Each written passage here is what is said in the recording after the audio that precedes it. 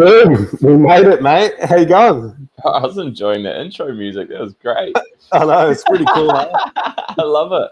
It's a standard. We're working on a bit of a video entry. So next time we have you on, hopefully it'll be like just as cool, like with a cool intro. It's powerful, man. I'm digging it. It's cool. Awesome. Hey, welcome everybody to those that will be watching live. We've already got a couple people, and also to those listening afterwards. I'm excited today because finally, it's my fault. I'm just been fucking hopeless. We've got Drew Wild on the show, and I'm pumped because I've been following him for quite some time, and have been watching all the stuff that he's been putting out, and it's super cool. So I'm excited to have a chat with him. Just quickly, for anybody watching, same old stuff. If you could drop in the comments like where you're from, where you're watching from, and as we're talking, feel free to like ask any questions of Drew. He's going to kind of be talking some interesting stuff, and it's cool. We'll get to have some live feedback. But yeah, how are you, mate? I know I just asked you that, but you know I haven't actually properly met you. We jumped on the live before we went live, so we're just gonna meet each other, live and in the flesh. I love that unabridged version. That's Everyone right. else gets to watch and witness. Man, honestly, right now I'm amazing. Am I allowed to swear? Sorry, I'm amazing. Cool, awesome. Good, because I will anyway. And I'm good. I spent last night at some friends of mine run a cacao company, and they hosted this huge like new era artist expose, and a bunch of my friends have started writing rap music, and it was just like this epic sober party all night long, and it was so much fun, bro. Yeah, man, I saw that on your Instagram. It looked really cool, and I just liked I saw the girl talking on the stage, or the lady I should say rather, talking on the stage about just, like how it's amazing that everybody's supporting and stuff. It's interesting, all that stuff. Like, I feel like the sober thing, don't get me wrong, it's still heavily outweighed by people pissing it up and having a good time. But I reckon that's going to kind of start coming in a lot, like sober bars and events and, all that 100%, bro. Like, I see it everywhere. I see it with a lot of my clients. I see it in this whole, like, I'm really fortunate with, like, that is my community. I live and breathe that kind of community every single day, and it's not centered anymore around drugs or alcohol. Yeah. But so many more people are craving that level of connection. Yeah. They're craving a different conversation. They're craving humans that hold them in their highest rather than sit around the fucking same table week in, week out, smoking darts, sinking piss, and talking about the same bullshit they have for the last 10 years. Yeah, 100%. Hey, Doctor, we can see you there. Drop in where you're watching from. It's cool to know where everyone is watching from. But yeah, mate, you're 100% right. I reckon. I've been in recovery or like living this way for nearly 10 years now, and I reckon in the last and I was pretty young when I got into this as well, like 21, and I reckon in the last couple of years, it's really like taken off, in terms of all that stuff that you just said. Like, and there's fucking, there probably was before, and maybe I just wasn't looking or whatever, but there's like, there seems like there's like cool people just kind of coming into the space and doing like different stuff, and especially here on the Gold Coast, bro. Like there's the community, especially on the Gold Coast, between like Byron Hinterland and Sunshine Coast, is insane.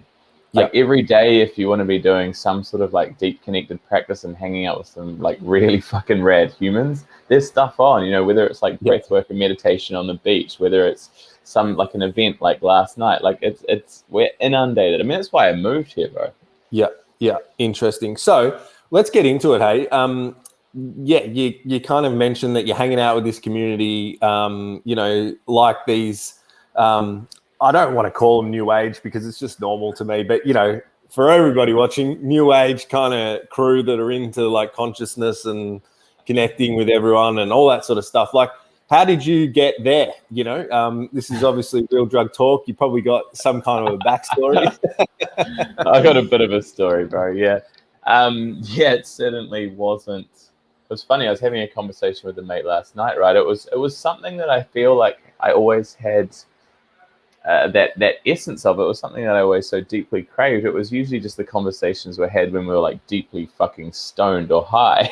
Yeah, Like, it was only when we were comfortable enough to to drop our inhibitions enough to invite in that level of connection. Yeah, man. I guess, look, long story short, I started smoking pot at about 11.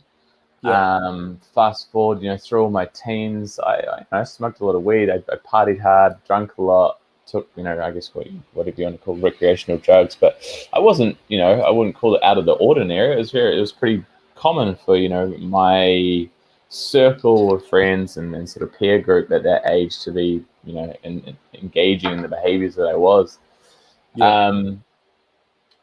About, I want to say 20 years old, I broke up with my sort of first love, my that young love. And that crushed me, bro. It really crushed me. It tore me apart. I was heartbroken, and I didn't know. This is so contingent of so much of what I teach, is I didn't know how to feel and process my emotions. I had no idea what to do with the pain in my heart at that age. And what I knew worked really well was drinking and drugging. And it just accentuated, by 22 years old, I was in rehab for the first time, which was incredible. It was one of the most, if you want to paint the picture, before that, I was basically living, not basically, I was living in my car, driving from dealer to dealer and bottle store to bottle store. Because I couldn't face the world. That excruciating weight of guilt and shame that I was carrying around as a result of the state that I had got myself into was crippling. And I couldn't face the world. So it was like, well, what do I do? I just live in my car. I couldn't afford to live in a flat. I didn't want to live in a flat because, the way I was behaving was so, in my mind, abnormal, that I didn't want to be seen in that. And lived in my car, drove around just basically until I combed it out, woke up and did it all again. And grace of God was somehow found by my dad, and very quickly ended up in rehab, which is amazing. At 20, whatever I was, 21, 22, first real taste, I guess, of learning something about myself. First real taste of I had no idea what addiction was. I didn't know anything. All I knew is that I wanted help, and I didn't have an answer. But also was still 22 years old. And like, hats off to you, bro, for nailing it at that age. But, my entire world was still centered around the party scene. Like, I worked in the radio industry. My whole life was about, entertaining and partying. And I didn't know any different. So I maybe lasted, probably a year, but never really devoted myself to the work required to maintain that level of sort of self-inquiry. And, so very much jumped back on the roundabout. And accentuated that process for almost 8 or 9 years of just mayhem and chaos. I was somewhat functional, but barely. I held down a job and had a paycheck and got fired along the way. And the amount of accidental overdoses. My dad passed away at about 26, so that again was like, feeling, don't want to deal with that. Shove, suppress, numb, hide, run. I started working in the liquor industry. Of course I did. Anything to sort of just mask this crazy behavior and lifestyle that I wanted to live. And it was kind of when Dad passed away, some of the last conversations that I had with him, I think he wished he did things a little bit differently. And he was just saying, Drew, like, just do what fucking makes you happy. Like, this life is short. Basically, don't waste it. Do you know what I mean? And I think he was very successful at what he did, but he lived that corporate life. And I think I wouldn't be surprised if the amount of stress that came from that job, basically added to his demise. So I was like, well, you know what? Fuck that. I don't want to climb that corporate ladder. I don't want to work a 9 to 5. I don't want to work for anyone else. My inner rebel was pretty strong, as you can imagine. I think most addicts is. And I started running my own business. I had a small little tech business. I was somewhat functional when I was functional, but when I wasn't, I was totally MIA. Yeah, so I mean that was my pattern, bro, and I can share this with. I'm sure so many people watching this are so familiar with it. I call it, just the cycle of addiction, which is insert trigger, whatever that is for you. I ended up, my cycle would be I'd go and have a drink, and then Yeah. one drink would lead to 10, 20, 30, 40, get a bag, and I don't know if I had no idea for me if it was going to last one day or 4 weeks. Like it was Yeah. literally like rolling the dice. Where are we going this time? And then I would, hit some sort of a bottom, hit some sort of a place where I'm like, wow, I can't do this anymore. Whether that required some sort of a detox or just like getting really real with myself, depending on how far I had taken it. Yeah. Depending if I woke up in a hospital, like whatever that thing is, I had no idea where I'd end up. Yeah. And then I start doing all the things, right? I start making all the promises, start clearing up the wreckage that I created along the way, cleaning up the chaos, getting back to the gym, start eating right, start maybe go back to some support groups, things like that, start working with the people that help support me on this journey. And then things would get good again. Like things would be great. And I stopped doing all the things that got me there. And I'd coast and I'd get complacent. Yeah. Because I got complacent, insert trigger, I was never actually doing all the things that, I guess, I now that these days call my medicine. Yep. That trigger would pull me back down into that hole, and away I went again. And it was just this consistent spiral for accentuated over 9 years almost. Wow. So yeah, fast forward, started my own little tech company. That was a complete dismal failure. I ended up in the health and wellness industry, which was amazing. The business model I fell into was everything I'd always been looking for. I was my own boss. I was, I had free reign on my own time. It really worked on this like entrepreneurial side of me. It brought out that I loved and craved. Huge community that came with it, and a huge essence of personal development as well. So I really started learning a bit more about myself and learning what personal development was and meant and how it could reshape who I am. Yeah. But again, still hadn't looked at the elephant in the room, which was my drug and alcohol consumption. So, the cycle continued. Yeah. And it would have been 2000, what are we now? 20, I don't know, just make up a year, 2017. I won through this company an all expenses paid trip to Las Vegas. Look out. So you can see where that's going. Again, this crazy lies and the manipulation of that brain that's buys into these behaviors. I made all the promises. I can do this. I can go to Las Vegas. I can do it clean and sober. I can let everybody know what's going on and to be aware and really set that intention. Yep. And where I landed, I got in an Uber. Yeah. And he said, "Where do you want to go?" I said, "I have no idea. I've never been here before." Yeah. He turned around, looked at me, and said, "Bro, do you smoke weed?" I hadn't smoked weed in years. And I just thought, fuck, when in Rome, he said, "Man, it's legal here now, let's go to the dispensary." And away I went. Within 2 hours, I was high. Within 2 hours after that, I was wasted. And then 2 hours after that, I had a couple of 8 balls of coke, and that lasted 10 days in Vegas. No one should ever be in Vegas for 10 days. About 4 days in Hawaii on the way home, driving absolutely off my face in a rental car around Hawaii, and then carried that on once I got home for probably 2 or 3 months before I really put my hand up for help again. Finally, I had a support person in where I was living, plus my mum, who knew what was going on. They know the behavior, they knew the patterns, they knew I was in it, but they also knew me well enough that nothing would change until I admitted defeat. Yep. And so they had all the support systems in place, just waiting, like literally just waiting for me to burn out.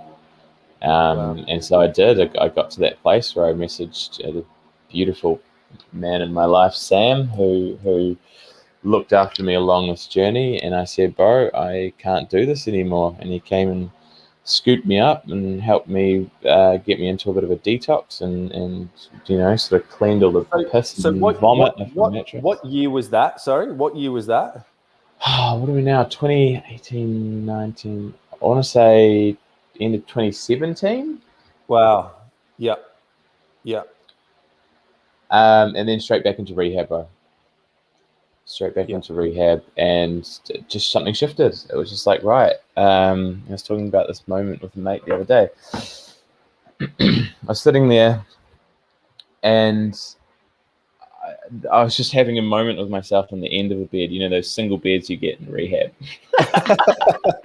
You know the beds, bro. The only bed, you only get them in rehab.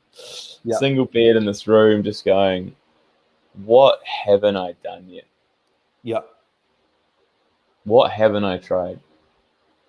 Because I can't do this anymore. Like it was life or death for me, bro.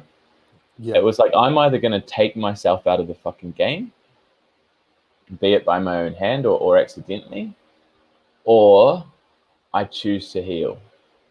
Yep. And in that moment, I was like, fuck, like literally the only thing I haven't done is actually all the suggested things that anyone's ever recommended to me consistently on a daily basis. That's the only thing I have not done. Yeah. And I went all in that moment. It was that was the defining moment for me. I was like, I can't do this anymore. And that path of whatever you want to call it, personal discovery, recovery, like that journey of self can't be harder than the life I'm living right now. Yeah. So let's give it a crack and see if it's, what everyone, see if it's all it's cracked up to be. And sure enough, bro, holy shit. Wow. What a life, only 3 and a bit years down the track. I'm like, what? How does it get better than this? Mate, I love that. I love that. And we've got a few people watching now on lots of different channels. I don't know if you can see it as well. So I didn't want to interrupt your flow there, but for anyone watching, if you have any questions for Drew about his story while we're watching, apologies. I think my internet's jumping around a little bit here or somewhere. But yeah, anyone drop any questions or thoughts in the comments.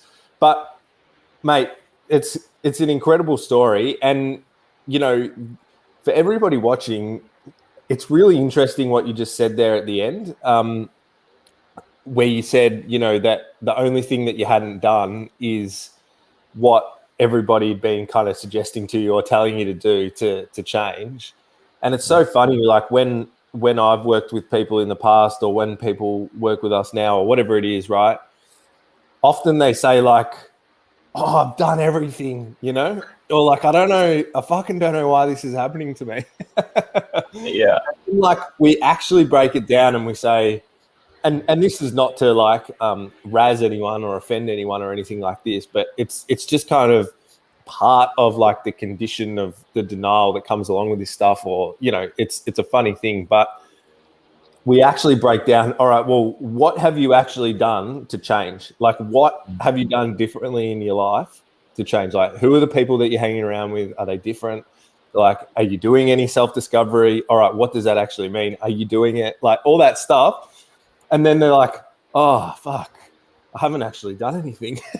Well, bro, and that's it. Like, this is a huge part of what I talk about is when they think that and I can say this from experience, when they say, I've tried it all, they probably mean they've literally tried everything from outside of themselves. Yeah.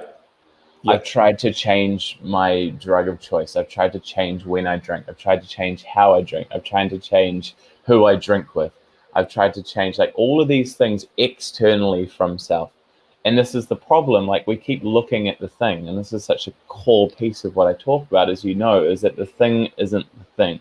We've got to stop looking at the fucking drugs. We've got to stop looking at the alcohol. We've got to stop looking at the porn, the gambling, the swiping, the gaming, the gambling, like all of this shit. It doesn't matter. The thing isn't the thing.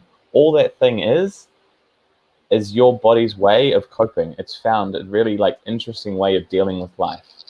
Yeah. And until we can, it's the symptom of the problem. And until we can get in and underneath why you feel like you can't deal with life, why you can't be in the full experience of life, and why you need something to regulate your nervous system and your emotions, then of course nothing will change. Because again, there's all band-aid solutions over the top of something much deeper rooted within yourself.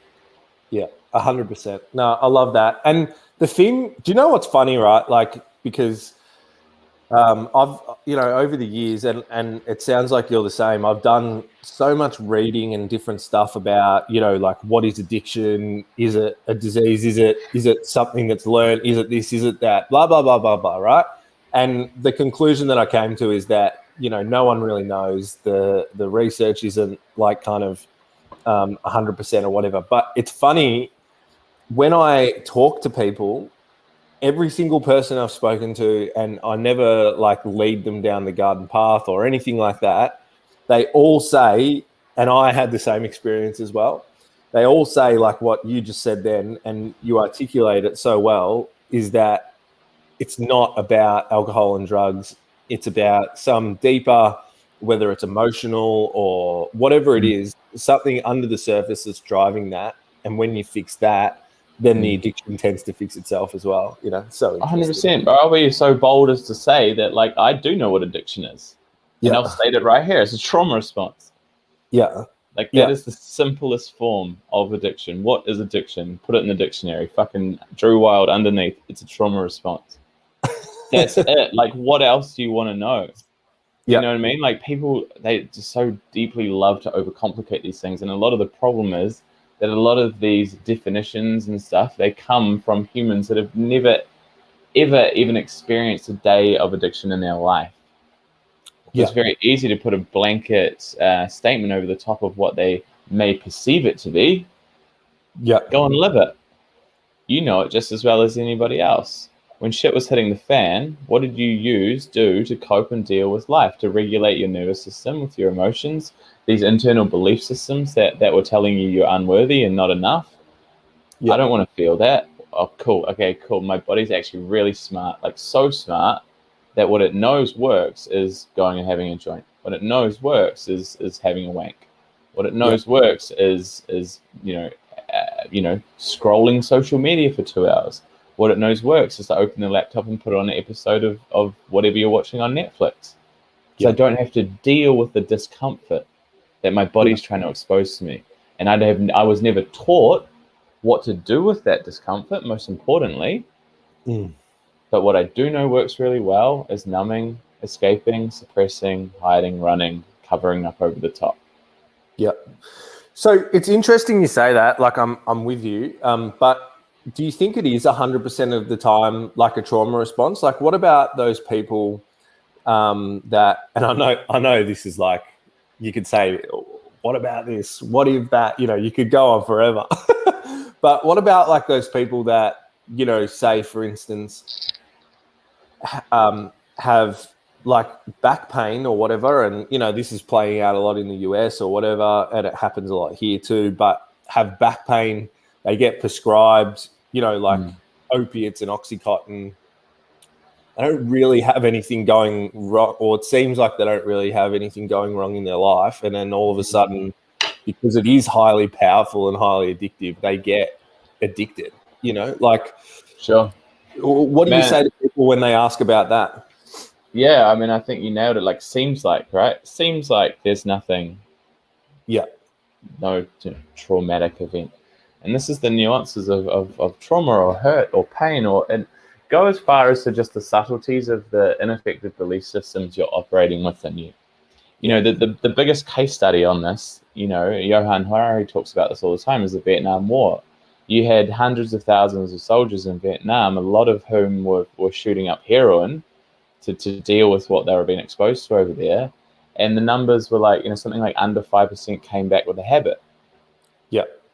It's the same. Like, how many humans are being put on these drugs, put on morphine, put on, whatever, endone, all of this stuff as a part of medical procedure? What's the actual number of humans that come out addicted to that?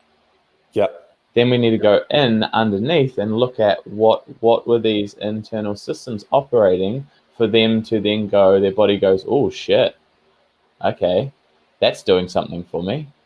Yeah, wow, that's hitting the right receptors. That's making me feel a bit more whole and complete than I did before I had this thing. I want to try that again.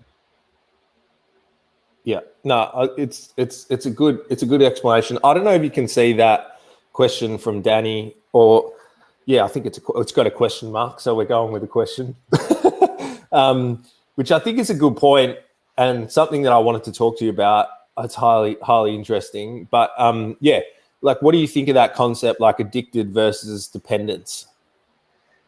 Yeah, I mean, I don't see too much of a difference. So it's a spectrum, right? That's the way I perceive this, and it's kind of tied in with, again, this piece that you sort of advertised this live about. Is I truly believe addiction, fucking what a buzzword that is, addiction and distraction are synonymous. Yeah. They're literally one and the same. So when I say that, look, I did a talk on this whenever it was a few months ago, and I was sitting in in front of a room full of humans, and I said at the start, right, like, hands up if you know that you suffer from addiction, and not a single hand in the room went up. It's like, cool. Hands up if you know someone who suffers from what you'd call addiction. They're like, yep. There's a few more hands in the room. Got asked a few more questions, and basically got to the point where I said, hands up if when shit's hitting the fan, or stuff's going a bit haywire in your life, you know that you have something you lean on to regulate what you don't want to feel. Be it Netflix, be it eating, be it swiping, be it Tinder, be it sex, porn, whatever that thing is. And like 90% of the hands go up in the room. You're like, yeah, I've definitely got something I lean on. I've definitely got something that I use to cope with life. And so I said, right, so what was the first question I asked you guys? Hands up if you suffer from addiction. I said, what's the difference? And the whole room was like, oh, fuck. Well, I mean, I don't have a needle hanging out my arm. Yeah. And this is the stigma we people like you and I have to tear down around how we perceive addiction. Yeah. And I truly believe it's a spectrum. And if you know that you've got, and that question is just as poignant for anyone listening to this right now. Like, what is your thing that you lean on to deal with life? I think I truly believe I'm one of the lucky ones. I believe I'm really grateful every single day that I managed to take my coping mechanism to the point that I had no choice but to look at my shit. Yep. There's so many people on this planet right now that don't even know they're so disconnected from themselves. Yep. They have no idea the level of disconnection they're creating by never actually being in the full experience of their life, by never actually receiving what the universe is trying to expose to them through the discomfort that they're being exposed to. Yeah.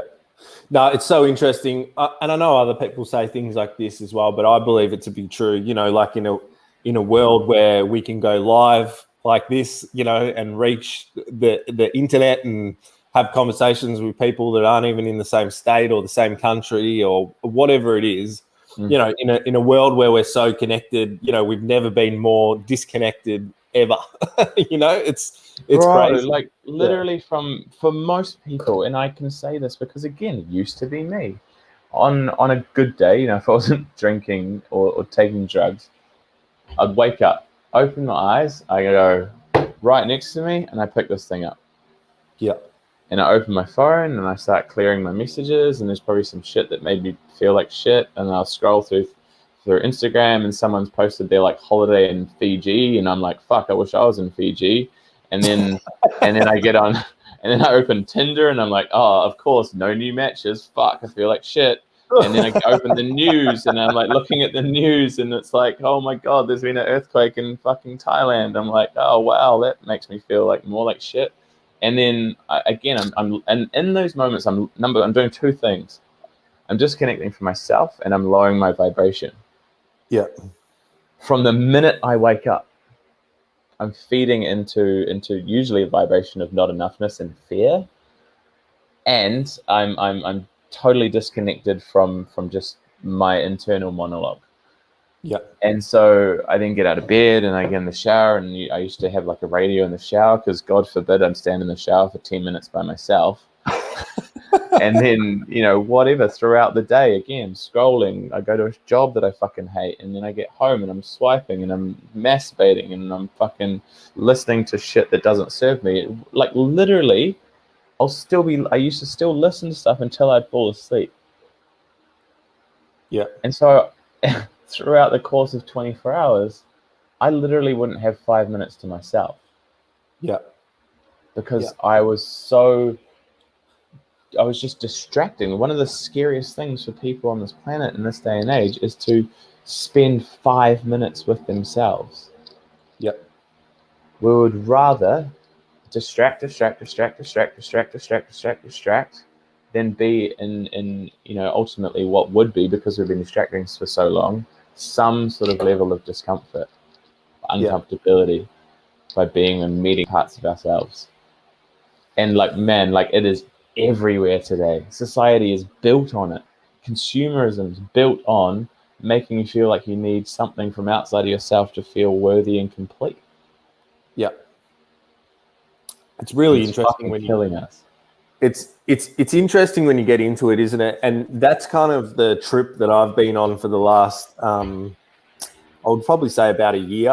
And I've always, as you know, there's different, as you go through, whatever journey it is, but if you're doing self-discovery and whatever, there's layers, oh yeah.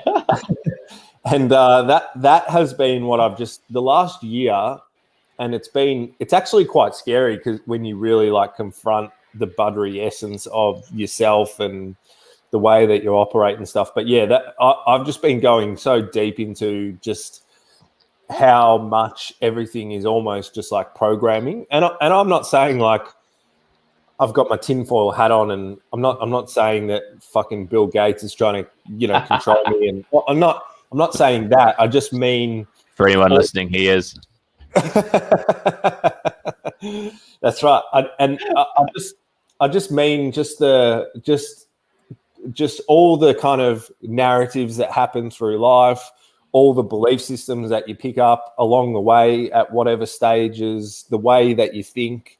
And we're it's funny how computers have manifested, and the App Store and stuff like that, because that's kind of how I'm starting to understand myself and my experience of life, is that I'm kind of like a phone, and I just have all these different fucking apps running, and all those apps are my belief systems, and I just need to sometimes just fucking delete everything and upload some new apps or some new software, because 100%.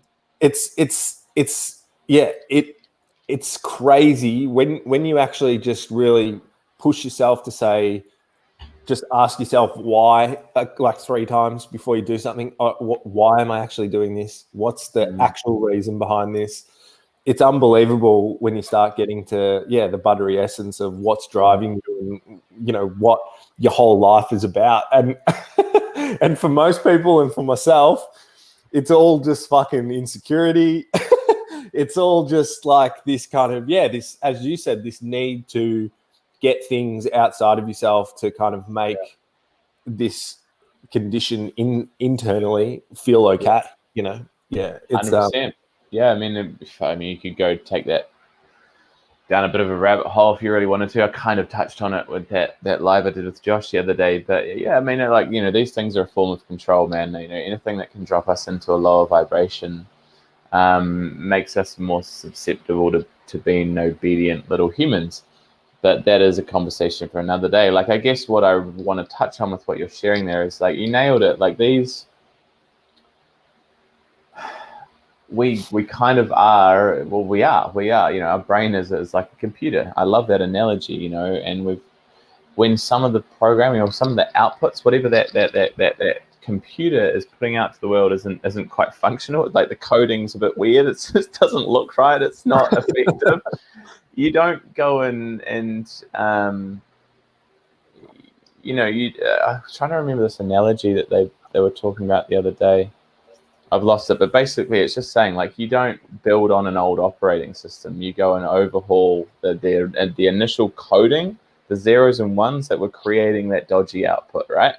Yeah. And to take that a step further, so much of the work I've been doing in the last 12 months has been, I've been working with an extremely powerful subconscious reprogrammer. Yeah. Which is like, that's literally what we're talking about. Like, our subconscious mind is our operating system. That is our subconscious mind literally creates our entire reality. And so if we're running a belief system of, you know, what, you know, most people like you and I, when we got to how we got to the place we did is because, like, we had deeply ingrained ineffective beliefs of unworthiness, not enoughness, and like, I just was never fucking loved. 100%. It's funny you say that. That's kind of like my tagline at the moment, you know, like, I'm not actually helping people, you know, recover from addiction. I'm trying to help them feel worthwhile, you know? Oh, 100%. And as a result, I mean, you can't really sell on that. You get them in by saying you're going to fucking help their addiction, but then you go and reprogram their beliefs.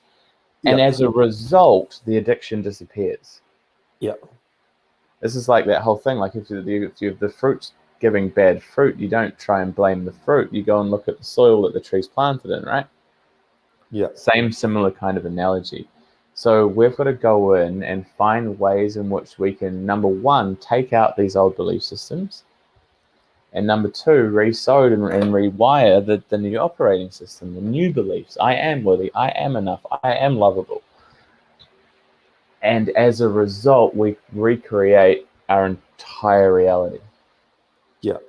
And we start showing up differently. Yeah. Yeah. It's so interesting. I'm interested to know, because we like to kind of get into the weeds here, because there's a lot of people that watch this that are kind of searching for answers and stuff, like, and, you know, usually have had a lot of different contact with different services and systems and stuff like that. And I 100% agree with you about, you know, the method of treating it and fixing it and all that stuff. But what was your experience with, like, treatment? Like, did you go into like 12-step groups? Did you do like rehab programs? Like, how did you actually kind of stumble upon what you're talking about now? Because I guess, and I don't know if you agree, I guess that's probably not the initial, like, methodologies that people would teach, you know? No, not at all, bro. And I love that you say that. I'm so transparent. If someone 2 years ago, you know, I've maybe been a bit more open-minded, but even, you know, 2.5 years ago, if someone came in and I had someone send me an email about the correlation between addiction and trauma, and it triggered the fuck out of me. And I was like, I got on the defensive. I was like, fuck no, it's a disease. It's a disease, and for which there is no known cure. Do you know what I mean? Yeah. And unless you are, anyway, no, I'm not going to be. And that was that.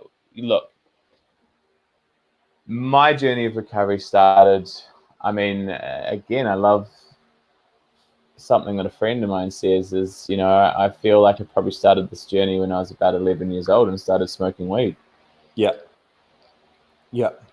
That was when I started trying to find something in my life to help me feel and deal and cope with whatever I didn't know how to deal and cope with.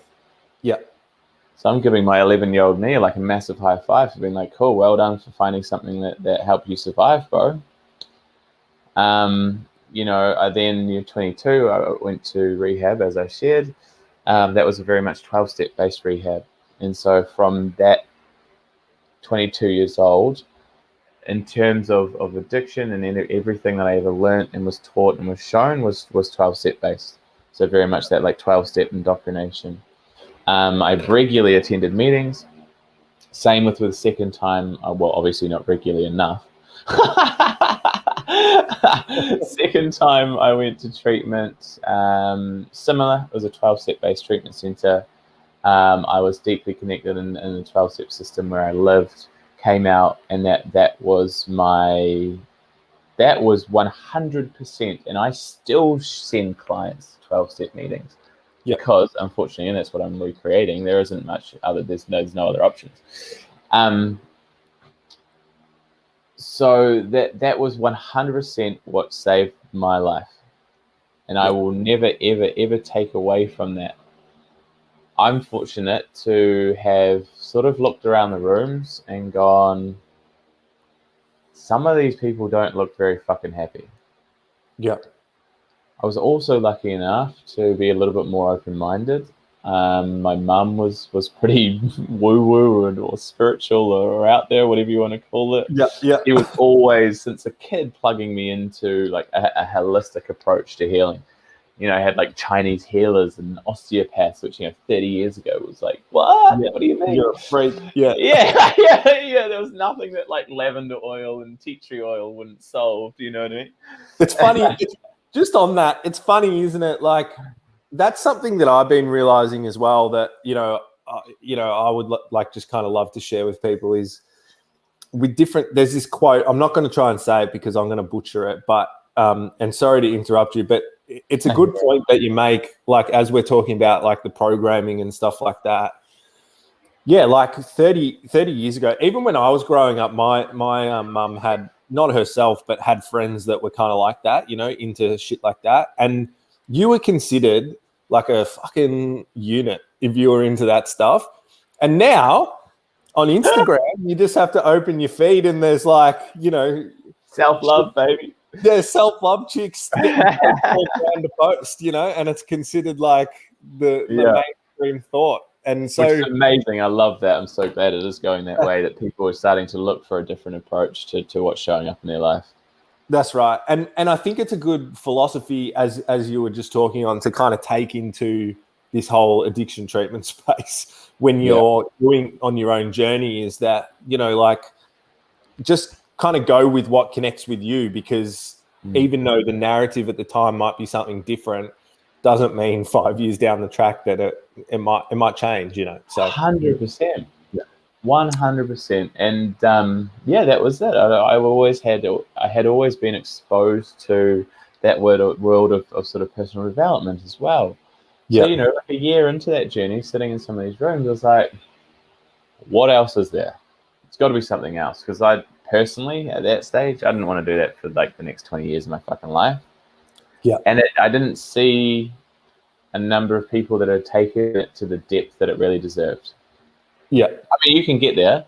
I think I still believe the 12 Steps was like one of the most phenomenal personal development programs ever written, considering it was written like over 80 years ago. Yeah. And like the core essence of those steps are profound. Like they're still based on principles that I teach today. Yeah. But yeah, I was just sitting in those rooms. I was like, man, there's got to be something else. Like, I just got hungry. What else is there? I had been exposed to personal development, so I just started exploring. Started working with some really powerful mentors. Started like reinvesting, literally all my money into me, into my growth, into my development, and just went all in. I was like, let's just go exploring. And what I learned was, I started to surround myself with so many humans that had been exposed to some sort of shit throughout their life. Not all of them were fucking drug addicts. Not all of them were alkies. Not all of them had substance abuse problems. Most of them didn't. I mean, they probably had some sort of a shady relationship with it at some point along the way, but they hadn't got to the point that I had to. And again, what that showed me is that the solution, there's a common core solution for everybody, no matter where you walk from or come from. All you have to want is just to be a better version of yourself. Yep. And that was it, man. It like just opened my entire world up to just what I didn't know. You don't know what you don't know. And I just kept following the breadcrumbs. worked with some really powerful humans. They led me to the next, who led me to the next, who led me to the next, and just started piecing this puzzle together, because it really didn't add up what the systems that I had been led to believe were total truth. Yeah. And that's basically just got me to where I am today, where I'm just so passionate and determined to disrupt this entire space, and to just completely change and overhaul the way that we look at and approach addiction. Yeah. 100%. Strip away the bullshit stigma of the guilt and the shame attached, and just really get everybody on this planet taking a fucking look within and go, right, where are you just disconnecting from you, and what needs to change? Yeah. I love that. Where are you disconnecting from you? I think that's the fundamental question, isn't it? You know, because I like you, I love that TED talk that Johan Hari did about, you know, like connection is the opposite to addiction. But, you know, and obviously I'm sure he would say the same thing, but you know, there's context that needs to kind of go around that to help people understand it. I agree. And you know, I think the way that you kind of describe it there, for me, that is probably one of the major functions in the whole thing. Like, where are you disconnected from you? You know, and how is that showing up in your life? I've always said, and again, I love making things really black and white and really simple. I believe that the solution to addiction is a two-part solution. And if you take one part is like Johan Hari's work, which is the connection piece, right? Yeah. But if you break that down into three pieces, so connection to self, connection to something bigger than you, whatever you believe to be the universe, God, source, like whatever that is for you, build that relationship. I just call it the universe, like the powers that be, the powers that orchestrate this, the divinity of this fucking planet that we live on. They are undeniable, and you get to build a relationship with those. Self, the universe, and human connection, what we've been talking about from the start of this whole conversation. That's part one. That's the connection piece. Part two, Gabor Mate's work. You go into not why the addiction, but why the hurt and the pain, and start to look at that trauma side, the trauma approach to addiction. If you like merge the two, and then kind of sprinkle on top a little bit of like the esoteric of Russell Brand, you've kind of got like this perfect storm. I truly believe. So what do you think of that? I'm just interested because he's obviously like, I don't want to preface it because I want to hear your opinion on it first. But you know, obviously he's someone out there that's got a profile and doing so well to talk about addiction and recovery and stuff. Like, what do you think about Russell Brand and, you know, what he puts out there and, you know, his views? I love him. I want to have a conversation with him because I've got a lot of questions for him. I went and saw him in. Imagine how many people around the world is that, because I'm the same, just like you know, ex-users that just want to talk to this guy, and he probably just thinks, you know. I'd really like to ask him some of the hard questions. Because someone who he is very intelligent. He's got his finger on the pulse. He's very smart, and I truly believe he's been exposed to some deep level, what do you want to call it? You know, I guess it's sort of healing modalities other than what he sort of preaches. And so I would just love to have a conversation with him about that and about. I mean, you know, he spins that 12-step model, but he very much has his own spin on it in a way that only Russell Brand could have and do and deliver. So yeah, man, I mean, I think I'd just like to ask him a few questions. That's all I've really got to say on that, and I would eloquently reply. And at the end of the day, that's just his truth, and that's what he's delivering to the world. And you know, I wouldn't make anyone right or wrong. It's just, again, it's find what fucking works for you. So I get the sense that kind of disease concept doesn't gel with you, doesn't fly, doesn't hit your landing pad. Nah, man, not at all. I think it's a crock of shit. I think it was a great idea over 80 years ago, and then it's undeniable that it's just not a disease when you actually do the research and look at it and look at how it behaves and how it shows up and where it stems from. There's nothing disease related about it. So when you can take that a step further, it's just like that. It is, and I think even old school AA is like, if you take it to the depths of what was written, I think it's kind of been morphed into the belief that it's a disease. Like, if you actually really go deep into the way that they word it, they don't really deliver it in the way that we probably deem it to mean. But I think it does a lot of damage. This, again, had this conversation the other day. It's like, for someone like you and me, bro, the way that we used to run, the way that we used to be wired, right, is to the way that our sneaky manipulative ego works and runs. It doesn't want to look at these actual belief systems that have created this in the first place, right? That's its job. That's its job, is to distract ourselves from what's actually running the cycle, because that cycle keeps us safe and serves us, and it's familiar. Our ego, that part of us, wants that level of familiarity.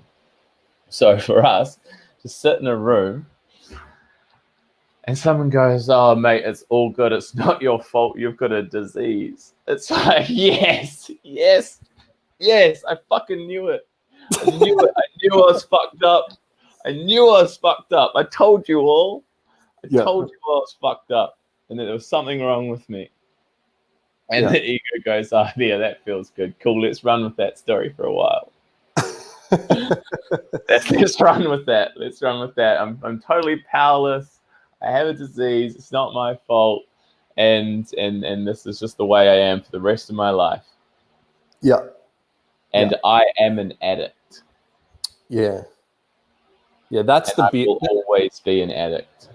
That's the bit for me that I've come to learn that I think does a lot of damage, unfortunately, because it just subconscious mind, subconscious wiring, the power of linguistics, language, the words that we speak. Why they call it spelling? You're casting spells with the language that you speak.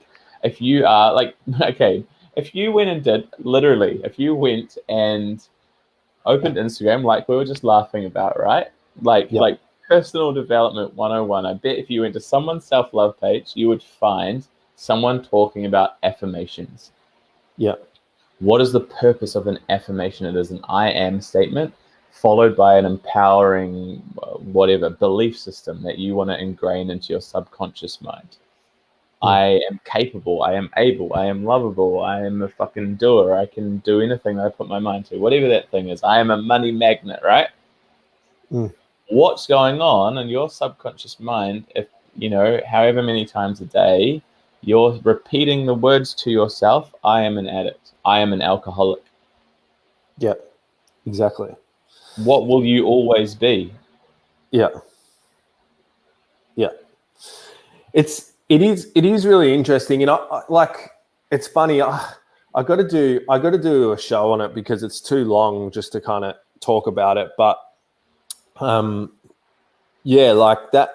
that is kind of my experience. Same as you. Like, it's really hard because it needs context. I'm not shitting on 12-step stuff. Like, it saved my fucking life. Like, it literally 100%. Did.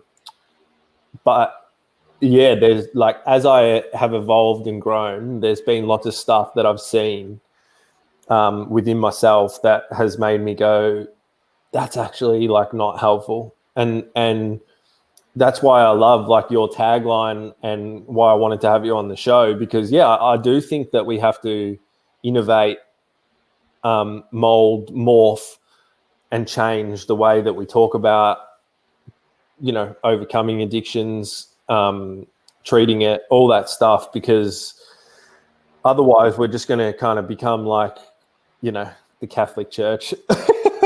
stuck in old weird kind of things that just don't make sense, you know. Yep. We have to. We literally have to, because the truth is the recovery, personal development, like actually just nailing this shit and saying I am not a slave to my old patterns and behaviors anymore is the path least traveled. And the systems that we're getting plugged into aren't working. Like the retention rates, if you actually go and look at them, they're not high. Yeah.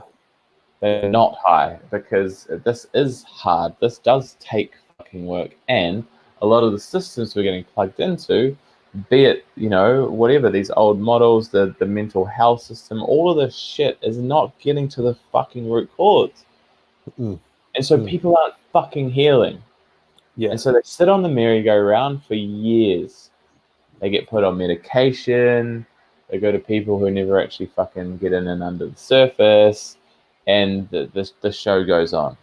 Yeah. Until who knows what fucking happens. We're the lucky ones. And it's what a lot of people have been talking about on the show, but I think to actually really start, because as you said, it's fucking hard. Like once someone's at the end of addiction, it's pretty hard. Like of course, it's not impossible. You can change it any time. But like you said, it's not a walk in the park. Like it takes work and all that sort of stuff. So I think that's part of the innovation that we have to go through as well as a society is actually, like, yes, we still have to focus on the pointy end of things, but how can we reframe and influence things with people before they happen, change the conversation around it in society so we prevent people kind of, getting to that pointy end. And it's not as to unwind. 100%. That's just as huge, bro. Like if you really wanted to see, the death of addiction, like we've got to tear down some massive social constructs and systems that we've been plugged into for hundreds of years. Yeah. It's a big job, but I mean, where I want to start is I want to overhaul, and I am overhauling, and I will start a global recovery movement that starts with this grassroots movement of what a support group looks like.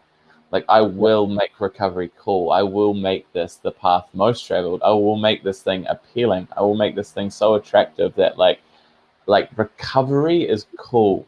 Journeying and being better than your bullshit is cool. This stuff is like, bro, Friday night, like, yo, you going to meeting? Hell yeah, man, I'll fucking see you there. It's what you do. It's what you want to do. It's where you want to hang out. It's where you want to be. Yeah, I love that. That's what I am creating, and I'm so my belief system, like as a result of a lot of this work, is like I have no doubt in my mind that that's what I will create. But we've got to start with the people. We've got to start with the humans, like deep in it right now. We've got to, as much as I can sit here and say like this is the solution, like for the humans in the thick of it, and my clients that I work with on a daily basis, like we've got to go to the bare basics of how to deal and cope with life. I have to show people and introduce them to the what I call medicine, what I call like these super basic, for me, basic simplistic tools to replace the device, to replace the coping mechanism, because for most people they don't have another way to survive. So when we can implement the tools and show them that there is another way to deal with life, to cope with life, to be in the shit, to move through the shit, to then learn and gain so much wisdom and growth and expansion from the shit, then we give them a way to self-empower, to be self-aware, to be self-expressed, to be to just be able to be with self, full stop. And then therefore they can be in the full experience of life. And then we start, as a result, this ripple effect of humans, just like the baseline vibration and consciousness just keeps rising. Because we're not turning to the things that drop us into a low vibration, that suppress us, that numb us, that check us out from this world. So we're actually showing these humans how to regulate their own nervous system, how to regulate their emotions, how to just fucking feel, bro. When you can just really honestly boil this down to just learning how to feel and identify your feelings and move your feelings, emotion, energy in motion, it needs somewhere to go, it needs an outlet. You can just get comfortable, like really comfortable, just sitting on your bed and having a fucking cry, like, man, like you're there. Yeah. You're winning. Love that. Look, mate, it's been an awesome conversation, and it's so good to, finally lay eyes on each other, even though it's through a computer screen. 100%. If people are like, Drew is based on the Gold Coast, but I'm sure he works with people everywhere. If people want to find you, like, where's the best place they can go and pick up what you're putting down? Yeah, just add me as a friend on Facebook, Drew Wild, or on Instagram. You can give me a follow over there at Drew_Wild. Mate. Look, I mean, that's my job. I work with clients one-on-one. I do a lot of group programs and stuff like that as well. And if anyone really wants to, get to that point where they draw a line in the fucking sand, or they want to draw a line in the sand and they want to be better than their bullshit, then come and dance, man. Come and dance. It's a hell of a lot of fun. Mate, great fucking name as well. Wild. I actually saw it when I first was talking to you, and I see this with a few people. I got a couple mates that have cool names, and I'm like, fuck. I need an awesome name. You can just go anywhere with that. Totally. Yeah, I love it, bro. It's so funny. It's really interesting. Only in the community that I surround myself with, the people ask me if that's my real name. A lot of people sort of make up their name. I think your real name, or is that your plant medicine name? I'm like, no, bro. It's my dad's name. It's my actual name. Oh man, that's funny. That's funny. Yeah. That's really funny. All right, cool, man. Hey, I appreciate it. We'll have you back soon, I'm sure. And just have a good day, and really, really appreciate it. Thanks. Thank you so much for having me, brother. I really appreciate it. No worries. All right, we're out, people. Peace.